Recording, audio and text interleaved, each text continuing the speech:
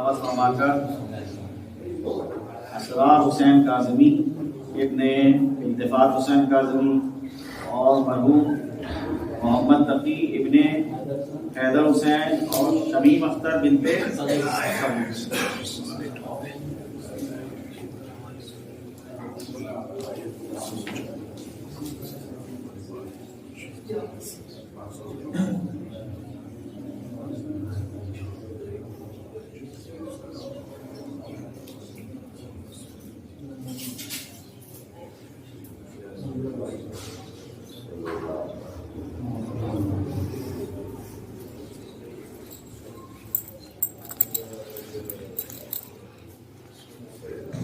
أعوذ بالله السميع العليم من الشيطان الرجيم بسم الله الرحمن الرحيم الحمد لله رب العالمين والصلاة والسلام على أشرف الأنبياء والمرسلين خاتم النبيين شفيع ذنوبنا وطبيب نفوسنا مولانا بالقاسم محمد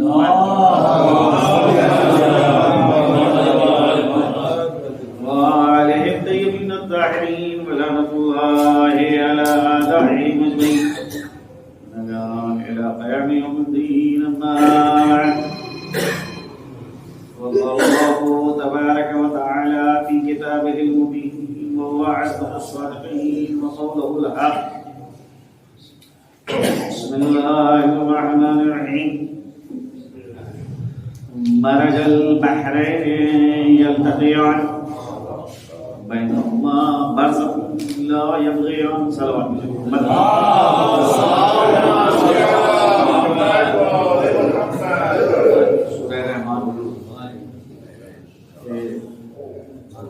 جو انتہائی فضائل اس کے ہمارے یہ ہماری ہوئے ہیں اور کثرت سے لوگ جو ہیں وہ سورہ رحمان کی تلاوت کرتے ہیں اور آپ دیکھیں تو سورہ میں اللہ نے اپنی بہت سی نعمتوں کا ذکر کیا اور بار بار جو ہے خبردار کیا ہے کہ اے انسانوں اور اے جنوں تم دونوں جو میری کون کون سی نعمت کا انکار کرو گے اس کی تکذیب کرو جھٹلاؤ. اب یہ کچھ چیزیں ہوتی ہیں کہ وہ جناب جو ہے جو نعمتوں والا سورہ ہے اس میں اتنی کثرت سے نعمتیں بیان کی جاتی اس کو جو ہے وہ محسوس کر دیا ہم نے کس سے کہ جب جنازہ اٹھے گا تو اس وقت جو ہے ہم اور نتیجہ یہ ہوتا ہے کہ آپ ہمارے تو میں سورہ رحمان کی تلاوت ہو تو لوگوں کو خوف محسوس ہونے لگتا ہے تو یہ تو ستم ظریفی ہے کہ وہ سورہ کہ جس کے اندر آغاز جس کا ہو رہا ہے اللہ کے اسم عام سے کہ اس کا فیض سب کے لیے ہے. اور جو آپ غور کیجئے کہ سورے میں اگر نام اللہ کا رحمان آیا ہے آپ تو پورے سورے کے اندر آپ دیکھیں گے اس سورے کے اندر ساری نوع انسانی کو خطاب کیا جا رہا ہے اور تمام جنوں کو خطاب کیا جا رہا ہے. ایسا نہیں ہے کہ انسانوں میں صرف مومنوں کو خطاب کیا جا رہا ہے یا جو ہے وہ خاص طبقے نہیں، تمام انسانوں کو خطاب کیا جا رہا ہے اور تمام جنوں کو جو ہے خطاب کیا جائے. تو اللہ نے وہ نعمتیں اس سورہ میں بیان کری کہ جن کا تعلق سب سے ہے، سب تک وہ نعمتیں پہنچتی ہیں، سب فیضیاب ہوتے ہیں، دوست بھی. رحمان کے معنی یہ ہے کہ فیض عمومی سب جو ہے فیضیاب. اب اسی میں ضمناً یہ آیت آ گئی مرج البحرین یلتقیان، دو سمندروں میں ملاقات ہوتی ہے، بینہما برزخ، اور ان دونوں سمندروں کے درمیان ایک حد ہے،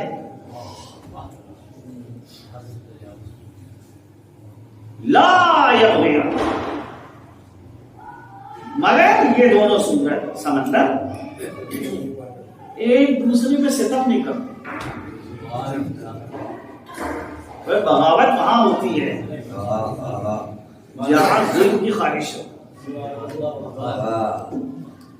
لیکن اللہ نے یہ دو سمندر پیدا کیے ہیں، اور مفسرین سے پوچھئے کہ بھائی یہ دو سمندر کون سے ہیں کہ جن کے درمیان اللہ نے ایک حد قائم کی ہے؟ تو وہ جو بہرحال ظاہر پرست ہیں وہ فوراً کہیں گے کہ یہاں کے اوپر ایک سمندر ہے آب شیرین کا، اور دوسرا سمندر ہے آب شور کا۔ تو آب شور ایک طرف بہ رہا ہے، ایک طرف آب شیرین بہ رہا ہے، اب بیچ میں ہے برزخ، نہ آب شیرین آب شور کی جانب آ رہا ہے، اور نہ ہی جو ہے وہ آب شور شیرین کی جانب آ رہا ہے، دونوں بہ رہے ہیں، دونوں جو ہے ایک دوسرے کے اوپر تجاوز نہیں کرتے، ستم نہیں ڈھاتے۔ بھائی ستم کس معنی میں ہوگا کہ جب ایک کا غلبہ ہو جائے اور دوسرے کا وجود ختم ہو جائے، ایک سمندر دوسرے سمندر پہ چھا جائے، تو جب ایک سمندر دوسرے سمندر پہ چھا جائے گا تو نتیجہ کیا ہوگا کہ دوسرے کا وجود جو ہے وہ ختم ہو جائے گا۔ ہر سمندر اپنی خلقت اصلی کے ہمراہ اپنی جگہ کے اوپر مستقر ہے، اس کے اندر آثار بغاوت نہیں پائے جاتے۔ آثار بغاوت وہاں پائے جاتے ہیں کہ جہاں نظام اختیاری ہوتا ہے، لیکن جہاں نظام اور سسٹم قہری ہے وہاں کے اوپر کسی قسم کے آثار بغاوت کے نہیں پائے جائیں۔ تو اگر مفسرین عالم میں اسلام سے سوال کیا جائے کہ یہاں کے اوپر یہ دو سمندر کون سے دو سمندر، آب شیرین اور آب شور، اس سے ہٹ کے کوئی تفسیر نہیں۔ اب مسئلہ ہے کہ قرآن کی بہت سی آیات ہیں کہ جہاں کے اوپر عام مفسرین کچھ اور بتاتے ہیں اور جو وارثان قرآن ہے اس کی کچھ اور تفسیر کرتے ہیں۔ ایسا نہیں ہے کہ وہ چیزیں غلط ہوں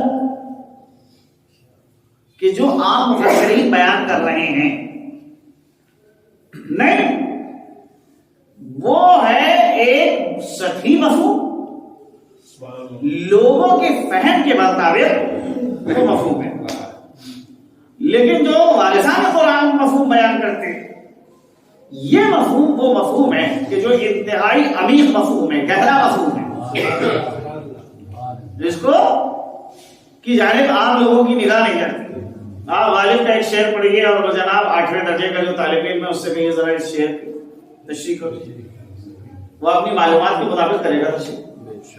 وہی جناب جو ہے آپ اس شخص کے سامنے اس شعر کو پیش کیجئے کہ جس نے غالب کے اوپر جو ہے PhD کی ہے، جو ماہر غالبیات ہے، وہ جو ہے وہ جناب کیا وہ تفسیر جو کرے گا وہ تفسیر کیا غلط ہوگی؟ کہا کہ نہیں، اس 8ویں درجے کے طالب علم نے جو تفسیر کی ہے اور جو تشریح کی وہ اپنے ذہن کے مطابق جیسی معلومات تھی اس اعتبار سے شعر کی تشریح کر، لیکن یہ شخص کو ہے کہ جو علمی اعتبار سے غلط ہے۔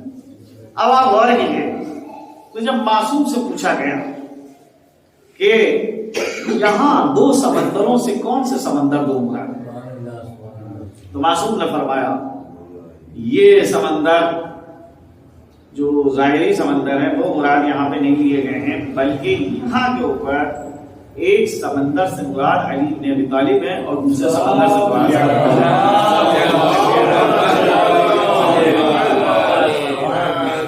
یہ وہ معنویت کے دو سمندر ہیں جن میں ملاقات تو ہوتی ہے لیکن شیطان ایک دوسرے کے اوپر نہیں کرتا۔ جہاں معنویت ہوتی ہے وہاں ظلم کا تصور نہیں، اور جہاں معنویت نہیں پائی جاتی ہے وہاں کے اوپر شیطانی وسوسے بھی آ جاتے ہیں، ظلم بھی آ جاتا ہے، انصاف کا دامن بھی ہاتھ سے چھوٹ جاتا ہے۔ بھائی سارے انبیاء مسلک الہی کے ہیں، سب ادھر سے بھیجے گئے، کسی کو کسی سے نہیں شکوا ہے، سارے ائمہ سب کے سب منصوب من اللہ ہیں، معصوم ہیں، ادھر سے بھیجے گئے، کوئی شکوا نہیں کرتا۔ حضرت امام حسن کو کسی قسم کا نہیں شکوا ہے کہ ساری دنیا حسین حسین کیوں کہہ رہی ہے، حسن حسن کیوں نہیں لیتی نام، کیونکہ معنویت کا مسئلہ ہے۔ تو جہاں معنویت ہوتی ہے وہاں شکوے اور شکایت نہیں ہوتی، لیکن جہاں معنویت نہ ہو، فقدان و معنویت کا، وہاں کے اوپر کبھی ہماری انا سامنے آ جاتی ہے، کبھی ہماری جھوٹی خودی آ جاتی ہے۔ اور جمیل کے کہ اللہ بچائے اس خودی سے جو بھیج لیے ہو بے خودی کا۔ تو اس میں ہوتا یہ ہے کہ جس خودی کو ہم پیش کر رہے ہیں کہ ہماری خودی جو ہے وہ ذلیل نہ ہو، اور معلوم ہوا ہے کہ خود ہمارے ہی ہماری کی بنیاد کے اوپر رسوا ہوتی ہے۔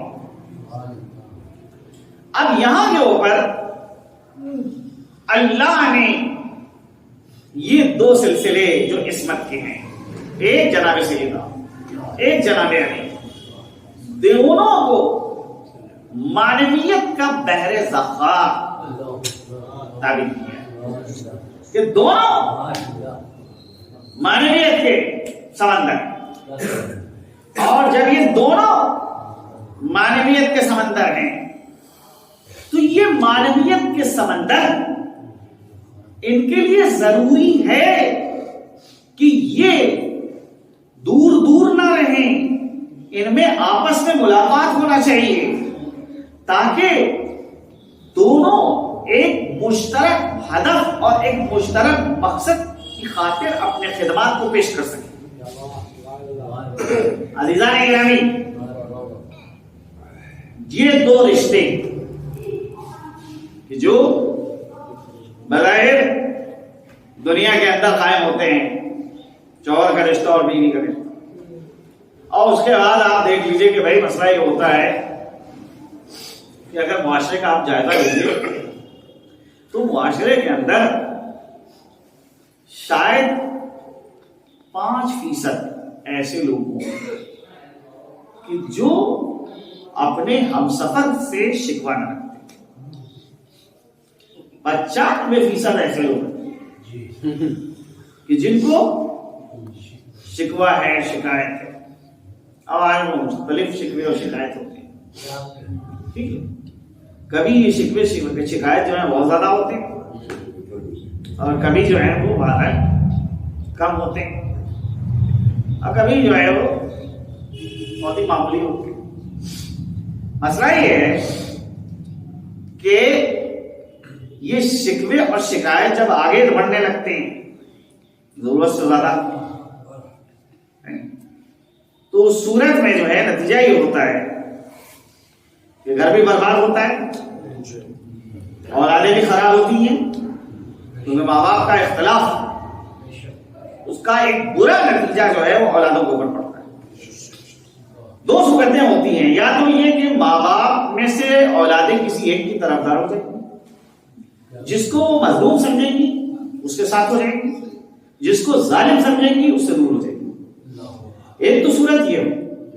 دوسری صورت یہ ہے کہ اولادیں جو ہیں وہ غلط عادتوں کی شکار ہو جاتی ہیں، اور نتیجہ یہ ہے کہ پھر خود ان اولادوں کے اندر خود غرضی پیدا ہو جاتی ہے کہ یہ لوگ اگر لڑ رہے ہیں تو لڑیں، ہمارا کام یہ ہے کہ ہم اپنے فائدے کے متعلق سوچیں. کو گھر میں سکون نصیب نہیں ہو رہا ہے، ٹھیک ہے، تو ہم اس جگہ کو تلاش کریں کہ جہاں کے اوپر ہم کو سکون مل رہا ہے. نتیجہ یہ ہوتا ہے کہ مصنوعی محبت، جھوٹی محبت، فریبی محبت کا کبھی شکار ہو جاتے ہیں، کبھی جو ہے وہ جناب غلط عادتوں کی شکار ہو جاتے ہیں، غلط صحبت اور غلط دوستوں کے ہمراہ جو ہے نشست و برخاست اگر ہونے لگتی ہے تو اس کا نتیجہ پورے خاندان کو پھنسا گیا اور وہ خاندان جو ہے وہ تباہ و برباد ہو جاتا ہے. لیکن اسی کے برخلاف اگر ماں باپ عقل مندی کا ثبوت دے بہت سی جگہوں کے اوپر، دیکھیے مسئلہ ہے کہ کچھ اقدار ہیں کہ جو آج کے زمانے میں جن کو بڑی ذلت کی نگاہ سے دیکھا جاتا ہے. میں دستبستہ آپ لوگوں سے عرض کر رہا ہوں کہ ان اخلاقی اقدار کو زندہ کیجیے، ورنہ معاشرے کا بہت برا حال ہے. انہیں آج اگر کوئی صبر و ضبط کا مظاہرہ کرے، کسی کو جواب نہ دے، تو آج ہمارا معاشرہ اس کو بزدل کہتا ہے، کہتا تمہارے اندر ہمت نہیں ہے کہ تم ان سے مقابلہ کر سکتے، تم بزدل ہو. نتیجہ یہ ہوتا ہے کہ وہ شخص ایک طرف سے گھر کے ظلم و ستم کا شکار، دوسری طرف سے اس کو معاشرے کی حمایت نہیں ہے. کیا ہوگا؟ نتیجہ یہ ہوگا کہ یا تو وہ اپنی طبی موت سے دنیا سے رخصت نہیں ہوتا، کبھی کبھی کوئی ایسے اقدامات کر دیتا ہے کہ جو سب کے سروں کو اس کی حرکت جو ہے جھکا دیتی ہے. اس کے ذمہ دار وہی لوگ ہیں کہ جو بار بار برگلا رہے ہیں کہ تم کو جواب دینا چاہیے. دیکھیے مسئلہ یہ ہوتا ہے ہر جگہ کے اوپر جواب نہیں دیا جاتا ہے، بہت سی جگہوں کے اوپر مصلحت کا لحاظ کیا جاتا ہے، صبر و ضبط کا مظاہرہ کیا جاتا ہے، دل کے اوپر دردان جگر کو رکھنا ہوتا ہے تاکہ انسان جو ہے ایک اچھا ماحول فراہم کر سکے. عزیزان گرامی، یہ شخصیتیں کہ جن کو اللہ نے ہمارے لیے نمونہ عمل بنایا. اب بتائیے کہ جناب سیدہ کو کیا شکوہ نہیں کرنا چاہیے تھا کہ جب سے آپ کے ساتھ شادی ہوئی ہے اس کے بعد سے مستقل طور پہ آپ جنگوں میں جاتے رہتے ہیں. اب وہاں جو جنگوں میں آپ جاتے ہیں تو باہر زخمی ہو کے آ رہے ہیں اور اپنے ہمراہ کو مال و دولت بھی آپ لے کے آتے. آپ کو پتا بھی نہیں ہے کہ گھر میں کھانا پکا ہے یا نہیں پکا ہے. آپ ہمارے پاس نہیں بیٹھتے، آپ ہم کو وقت نہیں دیتے، مگر تاریخ گواہ ہے دوسری ہجری میں جناب سیدہ کا نکاح ہوا ہے. اب دوسری ہجری میں ہی جنگ بدر ہوئی، اس کے 1 سال کے بعد جنگ احد ہوئی، اس کے بعد جنگ احزاب ہوئی، اور جو مدینے کی جنگیں ہیں غزوہ بنی نذیر، غزوہ بنی قریظہ، یہ جنگیں بھی کس نے سر کری؟ علی بن ابی طالب نے سر کری. لیکن کہیں کے اوپر تاریخ میں نہیں ملتا کہ جناب سیدہ نے جو ہے علی ابن ابی طالب سے شکوہ کیا ہو. کیا ہے؟ ہر وقت آپ میدان جنگ میں رہتے. آپ بتائیے، آپ جب آج شجاعت علی ابن ابی طالب کو سنتے ہیں تو داد دیتے ہیں، تحسین دیتے ہیں، داد و تحسین سے نوازتے ہیں اس شخص کو کہ جو آپ کے سامنے شجاعت حیدری کا ذکر کرتا ہے. یہ شجاعت کس کی مرہون منت ہے؟ جناب سیدہ کی بات جناب سیدہ نے گھر کا وہ ماحول فراہم کیا ہے کہ علی بن ابی طالب کو گھر کی کوئی فکر نہیں، میدان جنگ میں بڑے سے بڑے بہادروں کے سامنے ڈٹ کے مقابلہ کر رہے ہیں۔ لیکن اگر ایک مجاہد گھر کے حوالے سے فکر مند ہو، اس کے ذہن کے اندر یہ خیالات ہو کہ ارے میرے بچوں نے ابھی کھانا نہیں کھایا ہے، ان کا مجھ کو آذوقہ فراہم کرنا ہے، جناب یہ افکار جب ہجوم آور ہوتے ہیں تو ایسی صورت میں انسان میدان جنگ میں استقامت کا ثبوت نہیں دے سکتا۔ کیوں؟ کیونکہ مسئلہ یہ ہے چاہے علی ہو چاہے فاطمہ، ان دونوں کو مشترک ایک مشن ہے، اور وہ یہ ہے کہ اسلام کا جو شجر طیبہ ہے اس کی سچائی ہمیں کرنا، اس شجر کو سرسبز اور شاداب کرنا ہے، اس راہ میں چاہے جتنی دشواریوں کا سامنا کرنا ہے ساری دشواریوں کو برداشت کرنا۔ تاریخ کہتی ہے کہ جناب سیدہ کا آخری وقت تھا اور حضرت علی نے فرمائش کی کہ اے سیدہ تم نے آج تک مجھ سے کوئی فرمائش نہیں، تو مجھ سے کوئی فرمائش نہیں۔ جب علی اصرار کر رہے ہیں تو سیدہ عالمیان نے کہا اے ابو الحسن آپ میرے لیے ایک انار لے آئیں۔ گئے انار لینے کے لیے، انار مل گیا، راستے میں ایک مسکین سے ملاقات ہوتی ہے کہ دیکھا کہ وہ درد سے چیخ رہا، کہا کیا ہوا؟ پتا چلا کہ فاقہ کشے بھوکا ہے۔ علی صرف فاطمہ نے زندگی میں ایک بار خواہش کی، کہاں سے یہ علی نے انار فراہم کیا ہے، لیکن فاطمہ جیسی زوجہ ہے لہذا علی کو فاطمہ پہ اعتماد ہے، اس کی فکر نہیں کی کہ اگر بغیر انار کے میں گھر میں پہنچوں گا تو کیا ہوگا، اور انار کا آدھا حصہ کاٹ کے اس مسکین کو کھلا دیا۔ وہ کہتا ہے کہ اگر آدھا اور مجھ کو انار مل جائے تو جو میرے دل کے اندر سوزش ہے اس سوزش میں کچھ کمی آ گئی۔ حضرت نے وہ کہے ابھی انار تاریخ کہتی ہے کہ علی اب کیسے گھر جائیں، کہاں سے انار کو فراہم کریں، اور کہ علی فاطمہ پہ اعتماد کرتے، گھر کے اندر داخل ہوتے ہیں، شرمندہ ہیں، سر جھکا ہوا ہے کہ آج میری بیوی نے مجھ سے ایک خواہش کی تھی اور اس خواہش کو بھی میں نہیں پورا کر سکا۔ بیٹھتے اور کہتے ہیں کہ میں آپ کے لیے انار نہیں لا سکا۔ کہا کہ نہیں، ابھی کچھ دیر پہلے سلمان آئے تھے، یہ 10 انار آپ کی جانب سے انہی نے پیش کی۔ اللہ اکبر! کوئی اگر اللہ کی خاطر قدم اٹھاتا ہے تو اللہ اس کے بدلے میں اس کو 10 گنا اجر دیتا ہے۔ ابھی سلمان آئے تھے، یہ دیکھیے چوٹی 10 انار۔ جنگ خیبر کا موقع تھا، ایک ایک مسلمان کو 16 کلو خورمے ملے، مال غنیمت جو خیبر کا طلب تھا۔ بعض مسلمان یہ کہتے ہیں کہ خیبر کے بعد میں نے شکم سیر ہو کے کھانا کھایا، جو پہلی اقتصادی حالت تھی بہت بری حالت۔ بھائی جس وقت محاصرہ خیبر کا کیا ہے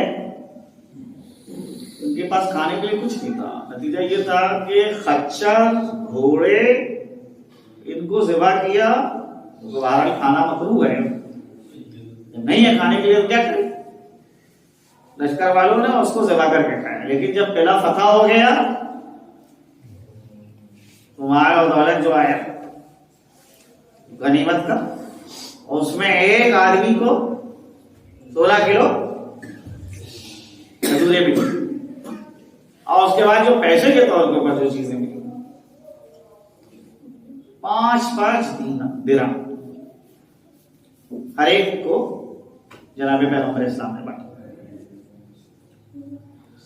پورے مدینے کے اندر فتح خیبر کی خوشی منائی جا رہی،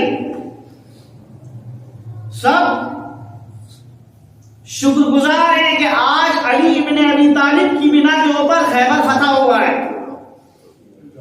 لوگوں کے گھر میں سپاہیوں کے پہنچنے سے پہلے خبریں آ چکی ہیں کہ مال و دولت میں ملا ہے اچھا خاصا. چنانچہ لوگ امیدوار ہیں یہ مال و دولت گھر میں پہنچے گا.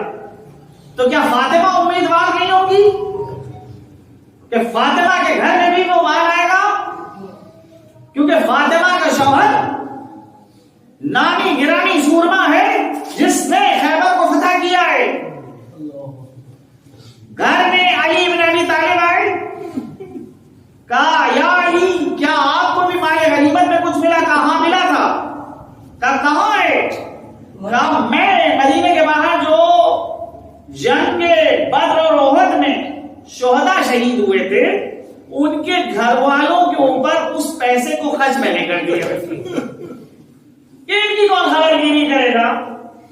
اس وقت ان لوگوں نے اپنا خون جو ہے وہ اسلام کی خاطر دیا تھا. آج اگر مالی اعتبار سے اسلام کو کچھ حاصل ہوا ہے تو ان لوگوں کو ضرور یاد رکھنا چاہیے کہ جن لوگوں کے پہلے کے ساتھ فاطمہ نے جیسے ہی سنا سجدہ شکر کیا کہ پروردگار جو میں نے سوچا تھا میری سوچ پر میرے شوہر نے اسے پہلے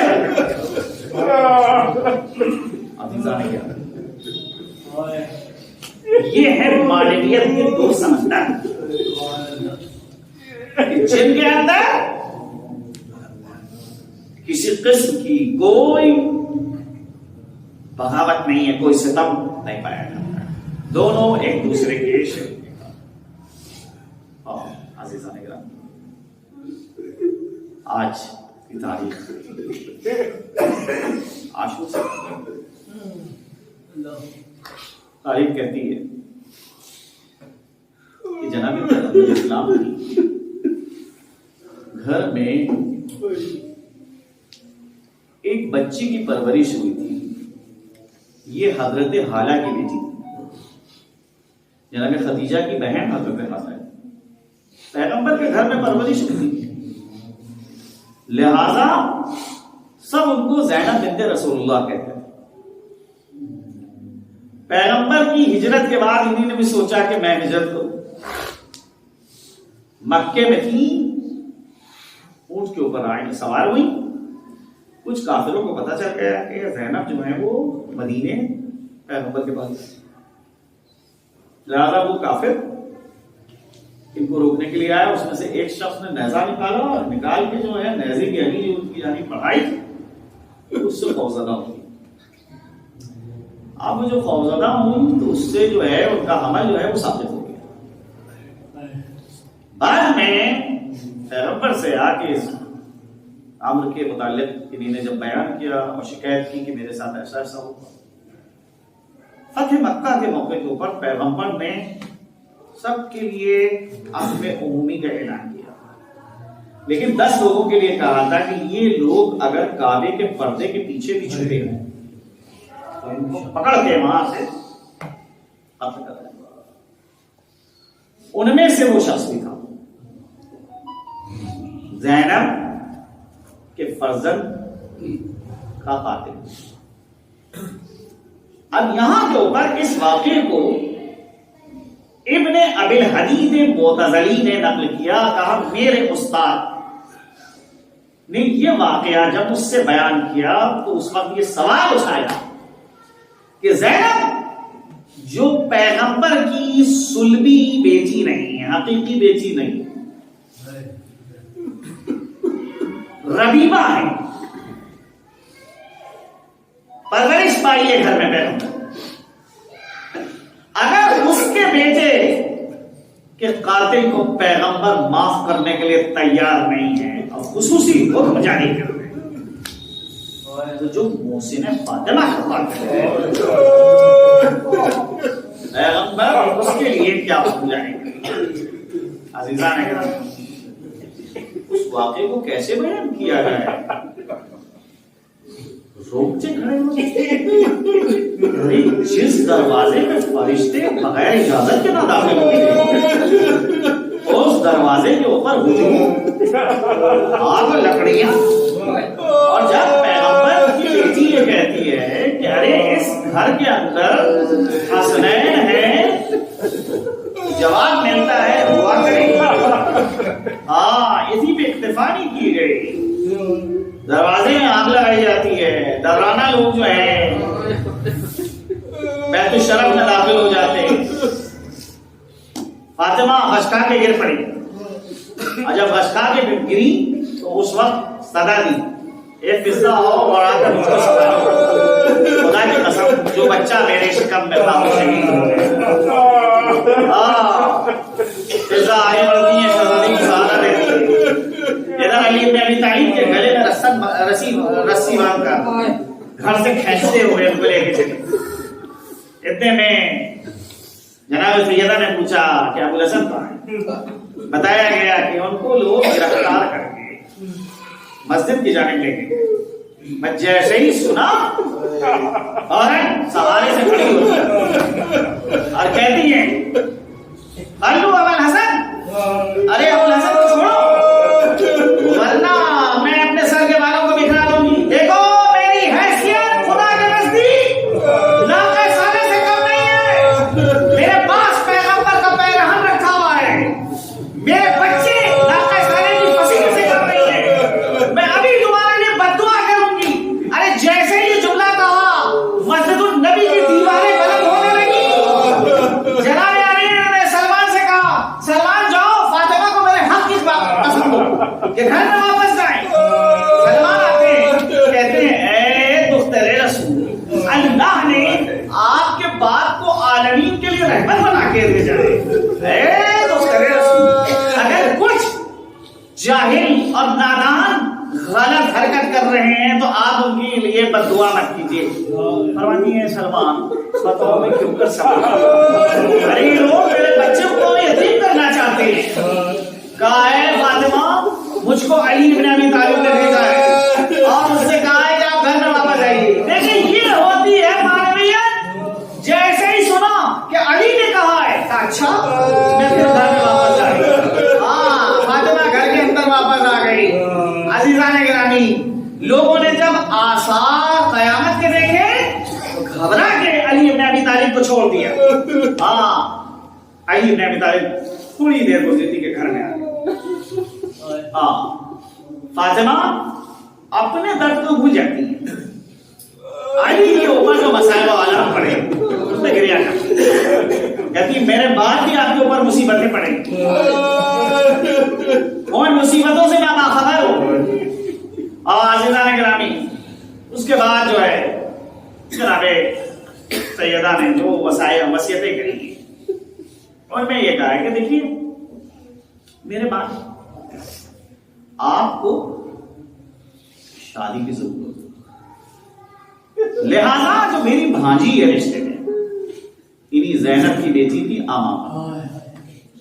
अमामा से शादी कीजिएगा क्योंकि वो मेरे बच्चों का ज्यादा है। और देखिए अगर मेरी बात, मेरे बच्चों की बात आपको कभी नागवार हो सके तो ये समझ के छोड़ दीजिएगा कि बिन मां के बच्चे, इनको उस पे तंबी मत कीजिए। मेरी कयामत तक जो आने वाली औलाद है उसको मेरा सलाम पहुंचाइएगा। शब की तारीकी में आप मेरी कब्र के नजदीक आइएगा, कुरान की तिलावत कीजिएगा। खुदा मुझको कुरान से बेपनाह मुझसे मोहब्बत है। शब की तारीकी में गुस्ल दिएगा, शब की तारीकी में कफन पहनाइए।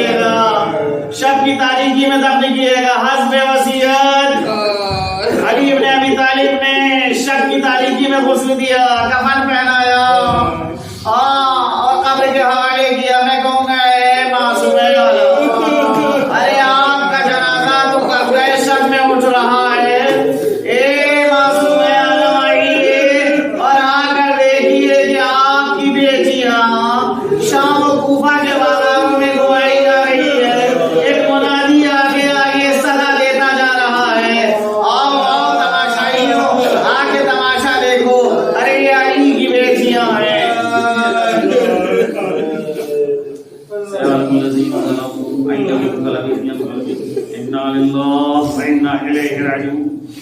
الہی بحق زہرا علیہا وبالہا وبنیہا، پروردگارہ اس مختصر سی مجلس کو قبولیت کا درجہ عنایت فرما۔